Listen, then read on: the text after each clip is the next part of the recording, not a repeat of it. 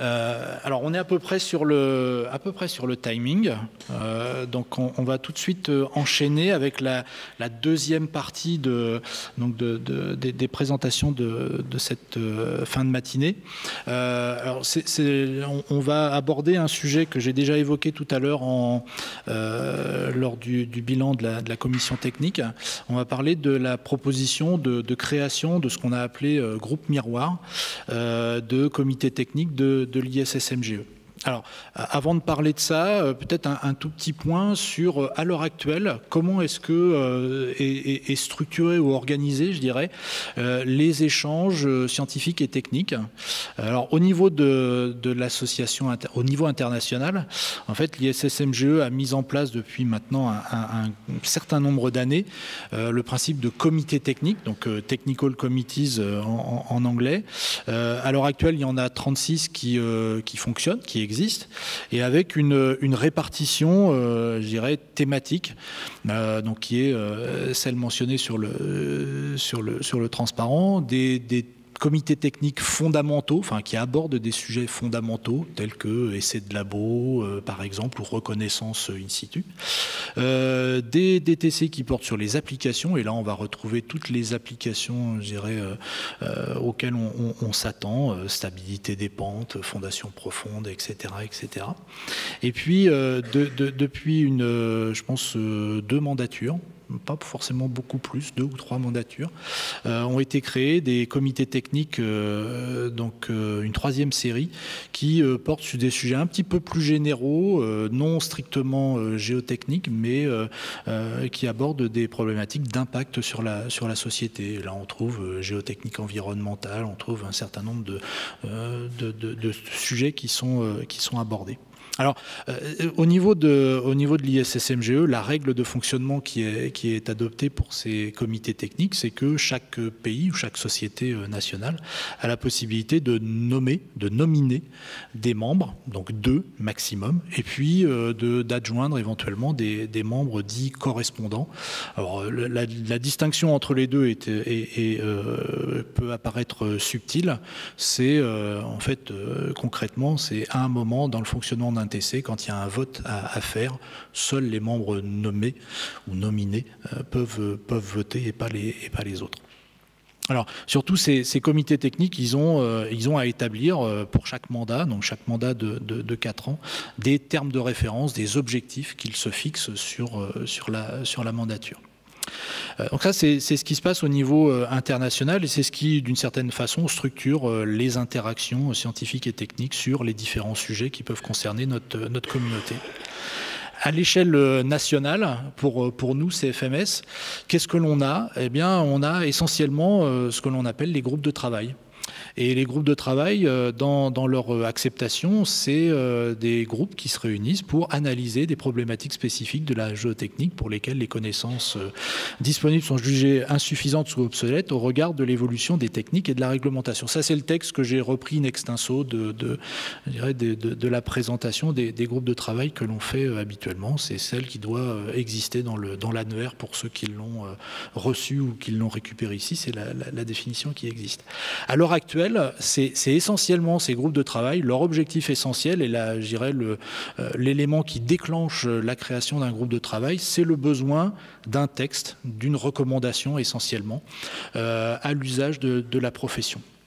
Alors, cet état de fait au niveau national, ça pose un petit peu une question quand on a une communauté, un sujet, une thématique particulière qui ne fait pas, je dirais, soit qui n'existe pas en tant que tel, soit qui n'a pas comme objectif concret de rédiger des recommandations. Donc le constat, c'est qu'on manque à l'heure actuelle une structure qui soit reconnue par le CFMS et qui permettrait à une communauté, une sous-communauté du CFMS, de se structurer, de se rencontrer régulièrement, d'élaborer des projets scientifiques et techniques, et puis de s'ouvrir éventuellement au-delà du périmètre stricto sensu des géotechniciens.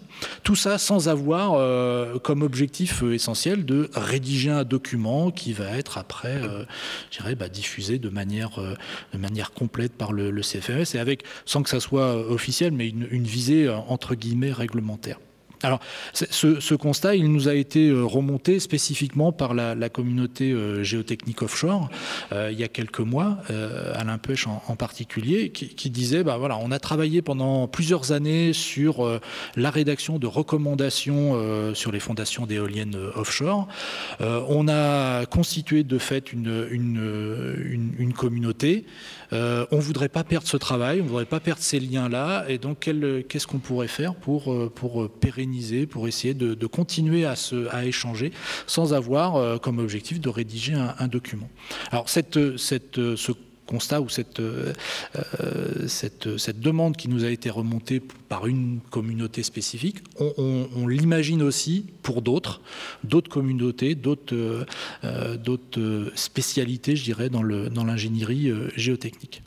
Donc ce qu'on propose aujourd'hui, alors ça a été cette proposition, elle a été maturée, je dirais, par la commission technique, elle a été proposée au conseil qui a donné son aval, et donc ce qu'on propose de faire, c'est de mettre en place ce qu'on appelle des groupes miroirs, donc des groupes qui vont pouvoir répondre à tous les manques à l'heure actuelle donc que j'ai cités précédemment, manque de structuration, de lieux de rencontre, etc. Et donc ce qu'on propose aujourd'hui de faire, c'est de officiellement lancer cette démarche de création de groupes miroirs avec un certain nombre de conditions que je vais détailler par la suite, en disant c'est une phase d'expérimentation que l'on va lancer. Donc aujourd'hui, on va lancer deux groupes miroirs de manière expérimentale, et puis on verra l'année prochaine ou plus tard si on peut pérenniser cette démarche et ouvrir de manière plus large à l'ensemble, à un ensemble de communautés plus importantes. Donc l'idée, les idées forces dans cette démarche, c'est que les groupes miroirs, d'une part, ils puissent être calés sur le découpage thématique qui existe à l'heure actuelle au niveau des comités techniques internationaux, que bien évidemment ça soit sur la base du volontariat, on ne va pas forcer une communauté à répondre à ça, donc c'est vraiment une démarche volontaire, avec un certain nombre de règles ou de contraintes, donc ce qu'on a appelé un cahier des charges. Donc vous allez voir tout à l'heure, juste sur le transparent d'après, je vais vous montrer un petit peu ce cahier des charges minimum que l'on sait, sur lequel on s'est accordé. Cahier des charges qui notamment comporte des termes de référence, et puis donc des groupes miroirs qui puissent rendre régulièrement compte de leurs activités. Alors, j'ai un petit peu les contraintes. Qu'est-ce que l'on s'est défini comme, je dirais, idée de départ? C'est qu'on puisse créer un groupe miroir à partir du moment où il y a une certaine masse critique. Et ce qu'on a jugé comme masse critique suffisante, c'est une quinzaine de membres du CFMS ou d'autres sociétés savantes, si le sujet s'y prête. Que bien évidemment le groupe miroir étant calé sur un comité technique ISSMGE, qu'on retrouve à l'intérieur les membres nommés et les membres correspondants du CFMS dans le dit TC, et puis qu'on ait aussi une représentation du CFMS jeune, comme on souhaite le faire de plus en plus pour toutes les activités que l'on a.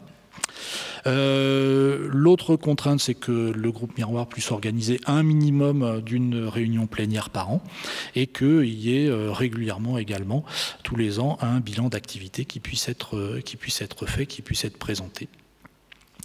Le point essentiel, passer ces considérations un petit peu, je dirais, minimum, le point essentiel, c'est que le groupe, pour qu'il soit lancé, propose un programme de travail et des objectifs de production s'il y a, mais en tout cas un programme de travail sur une durée de 3 ans, qui soit en cohérence avec les recommandations de l'ISSMGE par rapport au comité technique. Alors ils sont simples, je les ai repris in extenso en anglais, mais on va dire premier objectif, dissémination de la connaissance. Deuxième objectif, production de recommandations, de documents. Troisième objectif, d'aider de contribuer au programme, au développement de conférences, qu'elles soient régionales ou internationales. Et puis, quatrième point important, c'est l'interaction entre académique et industrie dans le sujet du TC. Donc, c'est vraiment le cadre vraiment très, très large des TC de l'ISSMGE. Après, ce que l'on demande au groupe Miroir, c'est de nous proposer un certain nombre d'activités qui puissent. Alors la liste ici que j'ai donnée n'est ni exhaustive ni obligatoire. C'est vraiment des propositions auxquelles on a pensé, des choses qui nous ont semblé intéressantes de pouvoir considérer ou introduire dans un objectif de travail. C'est la proposition de journées scientifiques et techniques au CFMS ou conjointe avec d'autres organisations, l'organisation de retours d'expérience, l'organisation par exemple à l'occasion du JNGG de sessions spécifiques, la proposition si effectivement le besoin se fait sentir, la proposition d'un vrai groupe de travail du CFMS qui aurait comme objectif la rédaction de recommandations, la proposition de texte. Alors Valérie l'a mentionné tout à l'heure dans le bilan, c'est l'expo géotechnique donc, qui maintenant est passé en expo virtuelle. On a besoin d'éléments pour l'alimenter, de textes, de documents sur à la fois des ouvrages particuliers ou des techniques. La soumission d'articles scientifiques, notamment auprès de la RFG. D'une façon plus générale, des éléments qui puissent contribuer au développement de la meilleure visibilité des compétences et des activités de la géotechnique française dans le domaine, alors notamment à l'étranger, vis-à-vis de l'étranger et au sein des TC. Dernier point qui peut être aussi un élément à intégrer dans un programme de travail d'un futur groupe Miroir, c'est le fait d'avoir un effet levier par rapport à l'organisation de certaines manifestations. Je pense notamment à des conférences ou des symposiums internationaux. Voilà un petit peu les éléments qu'on s'attend à retrouver dans une proposition de création d'un groupe Miroir. Comme je disais tout à l'heure, on va passer sur une phase d'expérimentation.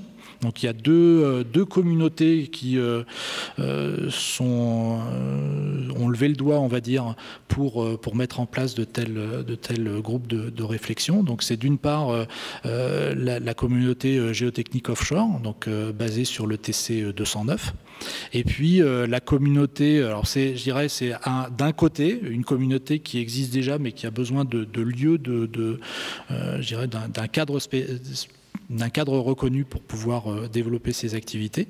Et puis, de l'autre côté, c'est le TC donc 309, Machine Learning, qu'on a aussi évoqué tout à l'heure dans les discussions, qui là est plutôt sur une problématique de structuration de la communauté à l'échelle nationale, un peu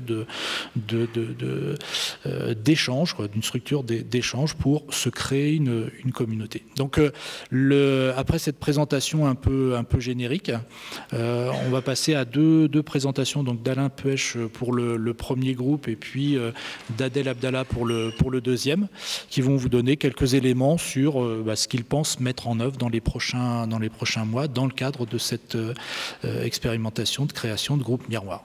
Voilà, je laisse Alain prendre la main.